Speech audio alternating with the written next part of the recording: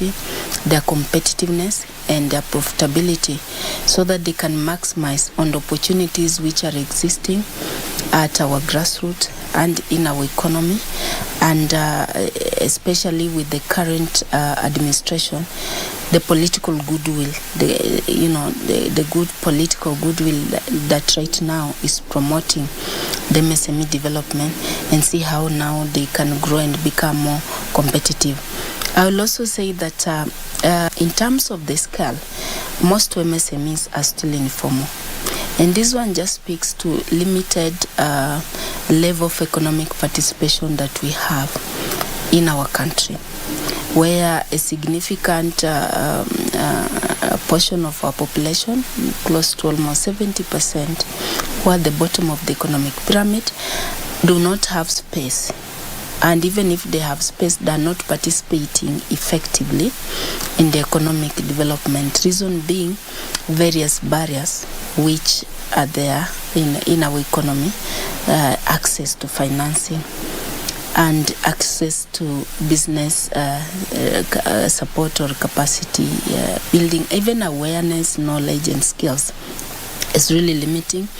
Other bad terms of a micro now being built in terms of competitiveness and moving to small graduating to medium graduating to large enterprises. And that's the only way we can achieve industrialization in this country. So you're talking about 18.5 yes. Million registered MSMEs in the country. 7.5, yeah. I mean 7.5 yes. They are registered. And the number is estimated to be about 18 million MSMEs potential. So which means that almost 12 million MSMEs are operating without the legal systems. Do we know why this is the case, and what is the government doing to try and amend that anomaly? The first thing that the government has done, of course, is to come up with a state department, to establish a state department, meaning that we are now putting a renewed focus on MSME development, which has never been the case in the past. In the past, what has been happening in this ecosystem is that we have a number of players, actors, and by the way, who have been doing something. You have private sector, you have development partners, but there was no coordination and there was no opportunity or a platform where all these actors can leverage on each other, and therefore creating an opportunity for scaling up and graduating this MSME from one level to another. It becomes so difficult, and this is what now makes them now get into the black markets. The operating environment becomes expensive. The operating environment becomes very expensive to navigate around. So are we doing anything to make it easy? Yes. We are doing a lot. We are bringing county governments together. For example, in as far as the harmonization of licensing or regime is concerned, and you want to have one license for this MSME, so that at the end of the day they can also make profit, because you cannot be doing a business where you are running into losses. So they are all Kenyan MSME, and we have to support intra-county trading, and for us to open up the intra-county trading, intra-county and inter-county trading opportunities, we have also to review some of those regulatory framework that have been keeping off MSME. Because if you do not make it easy for them to operate, then what will they do? They will come up with their own black markets of doing this thing, and they'll prefer staying informal, not being known, because we have to understand their needs. And this is what this government is doing, bringing all actors together, and understanding the needs of MSMEs, from the training needs to financing to market access, and developing interventions that meets their needs from wherever they are. And I keep on saying at their convenience, because what has been happening, even when it comes to, like, let's say revenue, the KRA, you find these institutions you will develop a product informed by your own convenience, but if you really want to bring people into that space, even for care, they need to develop the revenue collection solutions or models that meets MSME at their point of convenience. Because you appreciate the environment in which they're working in. These are people who are very dynamic. These are people who are highly mobile. These are in terms of moving from one corner to another. Some of them are now using digital platform to market their goods. And so where do you find MSME? You must know, where am I finding this MSME? How do I create convenient and customer tailored products for them, be it for revenue? And you'll find that they will come on board. For example, I've been discussing with KRA, and I'm telling them, it's not that MSMEs do not want to formalize and also, pay revenue, because everybody understands for that environment to be, to be enabled and to be improved, we must pay taxes. And I like the fact that you're bringing in the issue of taxes, because one of the biggest challenges, that MSMEs face in this country is lack of capital and access to credit. And that's why when you go through the MSME Act, it talks about the creation of an MSME fund that was meant to help MSMEs access loans, at a very market-friendly rate. But 10 years down the line, this is yet to be activated. Do we have any plans to put up the SMEs fund? The Hustler Fund is grounded on MSME. Which came in last year. Is part of MSME financing. Besides, we have so many catalytic funds in government, the ones you call affirmative funds, like the Women Fund, the Uwezo Fund, the Youth Enterprise Fund, the Kenya Industrial Estate Fund. All these are MSME. Whom are they supporting is MSME. The problem is not financing. Financing is available. The problem is the process to access that financing. And I think this is where now we are challenging all financing institutions, both within the government, government agencies that, like the one I've mentioned, and those in the private sector, to become innovative in terms of enabling easy and access to affordable credits to MSME. There is financing there, but uptake is very low. Why? Because of the conditionalities that are pegged around those funding. So I think the problem is not lack of financing. Financing is there, but how accessible is this financing? Are you saying that, about 40% of the owners of MSMEs in this country, they have not gone beyond high school level, and so their grasp of issues is also limited? And so how are we streamlining our operations to ensure that they are tailor-made to suit everyone along the value chain? For us to grow MSME, we must build their capacity once. We must make sure that they have access to information and the knowledge skills that they need to build up their businesses and to enhance and improve their businesses, because that one then bears on their level of competitiveness.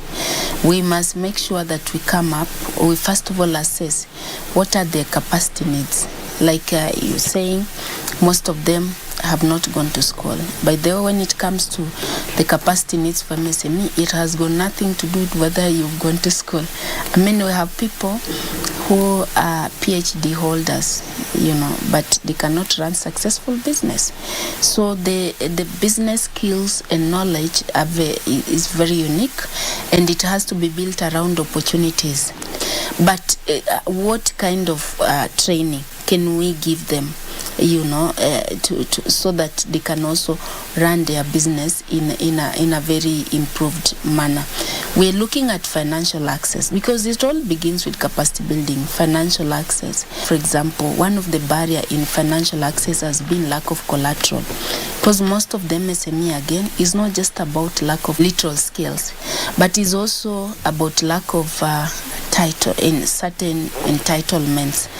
Most of them don't, if they're women, of course, quite a number of them, and majority I would say the women, they don't have land ownership, so they don't have titles. If the young people, again, also who are majority in that space, they don't own land. So if you are going to charge your financial products on the titles, land titles, then you are locking these people already outside. So what other alternative forms of collateralization can we develop? And this is why our current administration came up with the Hustler Fund. The reason why Hustler Fund came up is try and build credit score. Try to introduce a new form of collateral, which is credit score, among MSME and the financing ecosystem, so that you can access your financing based on how well you've been borrowing and repaying. As you borrow and repay, it shows positive credit behavior or credit attribute, which can be trusted in the market. And just based on that, you don't need to take your collateral to access financing. It's your credit score that will speak volume, that will become your security. And this is what we've been doing for the last 6 months, since November. And I can tell you that today we can happily say we have 7 million Kenyans who are borrowing every day and who have now started building a credit score that can be appreciated by the private sector. And we've seen so many financial institutions which are now saying that they're willing now to graduate the Hustler Fund borrowers to now start borrowing from them, because they have shown some sort of a positive credit score or credit worth, which they can now ride on. And you had earlier talked about various affirmative action funds, and you talked about the Women's Fund, the Youth Fund. And now the government has brought on board the Hustlers Fund. What is different now how is Hustlers Fund different from other affirmative action funds like Women's Fund and Youth Fund? All these funds exist to serve a particular purpose. MSME have got different needs that requires different level of intervention. Again, MSME is not homogeneous. The MSME have got different levels of segments. It has got different segments. For example, you have micro, and where we've said high. And the majority of informal MSMEs are at micro. You'll hardly get an informal MSME for small, because by the time you get into small, you're already somehow registered, you're already formalized, you're already known somehow. We are known and you're doing something that requires some sort of support. There is a history of you somewhere there, so you can easily be graduated. So these funds, and you rightly call them affirmative fund, they are achieving a certain a purpose which is meant to correct a given market failure. The Hustler Fund is correcting 3 market failure. And just to put it into context, by the time when Hustler Fund was coming on board, Hustler Fund was first of all informed by the MSMEs who are the grassroots, those people who are at the bottom of the economic pyramid, who narrated to this administration that the cost of getting access to credit, as little as even $2 or 200 shilling, was extremely expensive.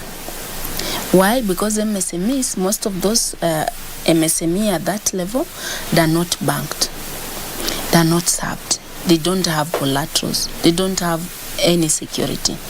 So because of them being not served, they created opportunities for predatory digital lenders. And because you are in need and you're desperate about accessing a credit, the predatory digital lenders will come up with all these financial products that are mouth-watering. Flash it on your phone, flash it on the television, And you will entice you into getting into them. Because at that particular time you are desperate, you will not even mind what interest rate you're paying. So most of those predatory financial products and who are being, disbursed through the digital mobile platforms will have high interest rates, some of it which, if you are to compute, will hit 360% per annum. And most of them, the interest rates will be per day or per loan, per that disbursement. And this is very expensive to a micro MSME who, let's say, requires just a capitation of 1,000 bob. So if you're borrowing 1,000 bob on daily basis, and you're being subjected to 10% per annum, how much money are you paying? So you see there is absolutely no growth because you're just working to service the interest rate at the end of the day. But we exist to make sure if those MSMEs do not grow, do not register any sort of growth, it means that they cannot graduate to another level. They'll just be stagnant there. And this equally impacts on their livelihood because that's their source of livelihood. That's where, if they fall sick, that's where they dip to. When they need to put food on the table, it is from those business that they put. But you see, if there is no element of growth, you either become perpetually indebted and you become perpetually you become a captive of those predatory lenders, what was happening. And as a government, there's no way you'll preside over an economy where majority of your population are under some sort of captivity by these predators. So we had to come in, and by coming in is first of all, we prevented them from that exploitation. MSMEs who are requiring that level of financing, they can now access Hustler Fund at a single digit interest rate. Well. And secondly, as we do that also, we kind of give them and it's 7% is a single digit interest rate per annum. So there's not that sense of exploitation that they were experiencing. By doing that, we also helping them to build their credit score. And this credit score will help them in future to graduate to financial institution that now can give them access to higher limit to expand their businesses. So we've already done that. But the second market failure that we also corrected is that when the administration came in, it found close to 8 million MSMEs or Kenyans who had been listed negatively in credit referencing bureaus. You know, once you're listed in a credit reference bureau, you're discredited in as far as credit access is concerned. So it means already you are locked out, and again also you're locked out of the economy, because without credit, how can you do business? So you can imagine 7 million, between 7 to 10 million Kenyans being locked out, and these are very productive MSMEs. And that's how you brought in the issue of the Hustlers Fund. Yes, so the Hustler Fund, the other market failure again. That you're correct. The predatory was not just on the lending. Predatory was also on the savings, because these MSMEs are not banked. They don't get opportunities. They're limited in terms of accessing even the saving products in the existing financial institution market. So then what happens is that again, they have no opportunities to save. If let's say today they have had a markup of, let's say, or a profit of $1 or 100 shillings or 200 shillings, they cannot go to the bank. In any case, some of them don't even have bank account. They cannot go to the bank, move away from the village and we are riding on the existing infrastructure of the private sector, for example, for digital, because it's only digital lending that can reach out.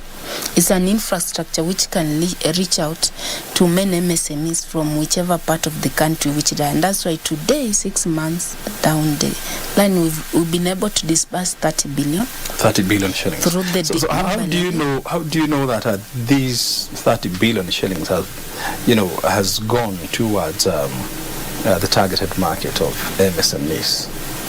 Yeah, because the size of loan, which the is ticket 500 size, shillings. from 500 to about the first loan was 500 to about 50,000 shillings, and as you borrow, you repay. So we've reached out to the targeted, like I say, potentially we have about 18 million MSMEs. And if the statistics which are available in terms of the credit bureau, they will also put the credit market, the potential credit market in Kenya is also between 18 million to about 20 million. So you can see we've reached out to about 20 million. So virtually whatever the statistics which they have, and so far where Hustler Fund has been able to cover, it's almost tally. So we can say actually we are reaching out to the targeted market. But again, also, we also, every day we witness close to 7 million Kenyans borrowing and paying, regularly. What does that also mean to you? It also gives us some sort of an indicator that those people who are borrowing, they're not just borrowing probably to consume. They must be, the more you keep on borrowing regularly and repaying, it means you must be investing in something, maybe in some sort of business that requires like daily credit or weekly, regular access to credit. So we are able to determine that. So we are actually reaching out to targeted, the targeted market. And when you look at you are talking about 30 billion shillings that has so far been disbursed from the Hustlers Fund. And in an economy the size of ours, I mean, there is no way you would inject 30 billion shillings without what we call the trigger effect. What has these funds, done to our economy? I think there is trigger effect. There is trigger effect in this sense. Besides the small ticket, we've been walking around and you meet Mama Mboga telling you, I borrowed 500, I increased my stock. I was doing 500, today I'm doing 1,000 bob. I'm doing 1,500, I'm doing 2,000 bob. And even in terms of, like, if you want to know that there is an effect to our economy, all this ends up also, there's in an economy you have production and you have consumption. This money is circulating around our economy, because even those ones who are borrowing because they want to buy something, for, let's say, just personal consumption or personal use, they're injecting it back to the economy. No wonder you are seeing people, we are crying about high cost of living, but we're still surviving, we're still continue, because now they have an opportunity where no matter how worse it becomes, you can borrow and repay and do whatever you wanted to do. During the Christmas period, for example, if December, because we launched this fund on 30th of November, we had high traffic around the month of December and towards the Christmas period. What does that tell us? It tells us around that time, actually, people in the economy were borrowing so that they can take care of the Christmas festival. And then So they were borrowing to consume. But again, if you're borrowing and you're repaying, it's okay. Today you could be expecting, maybe you're expecting some money to come in and you don't have it. We don't want to put you into a desperate situation if you can go and access this credit at a very affordable, and once you get money, you repay. How many people have defaulted? We have defaulters, but they're not so much significant, because out of the 20 million people that we have reached out, about between 15 to 16 million people have borrowed and have repaid, and the repayment is right now is close to 20 billion, which is being repaid and being recycled over. The repayment, the defaultment which you are having, one is still active, because you see, you pay, if you borrow, like let's say for the hustler personal loan, your initial repayment period is 14 days, but you can roll over once up to 30 days. And even in the existing financial market, you have about 2 or 3 months to to be seen as if that is a bad debt, because you still have an opportunity to pay within the 60 days. So right now, people whom you'll be saying they have defaulted, there are not so many people that have refused to repay. And we can work out those statistics, because some are now repaying even with the current. You see, now we are having the current product, which is the group loan. And for you to access group loan, you must have paid your outstanding loan with the Hustler Fund. In the last 2-3 days, we've seen significant improvement in terms of repay, because there are people who are forming in the group and they are told, you still have that outstanding. Now they repay so that they can now with others join to access now higher limits as a group, which now they guarantee each other. So we will not say that we are at that level where people have borrowed and have refused to pay, because we are still in the process of repaying. In the process, and people are still repaying and are still being urged to pay. And the more you repay, you access higher limits. So this one has really encouraged people. Financing gap, 19.3 billion. That's about 20 USD billion US dollars. That is needed in terms of the financing gap that you have for MSME. So meaning, even if you brought in Hustler Fund, you brought in all this fund, you brought in the institutions which are there, we still need more in terms of financing. So they cannot alter anything. It's still moist, like a drop in the ocean. What is your message to the SMEs that are watching you on this show? I will say that first, we have a renewed focus on MSME. And we exist here to support them to grow. And we are committed to coming up with interventions by working with all actors, bringing all actors on the table who are in that ecosystem, private sector, the MSMEs themselves, the development partners, the government agencies, the intergovernment, the intergovernment bodies, to make sure that we all now read and act from the same script. Thank you very much indeed, Madam P.S., for joining us and, of course, for sharing those insights with us. Your time is highly appreciated. My name is O'Brien Kimani. You have heard it from her, Madam Susan Mageni. Until next week, have a good afternoon.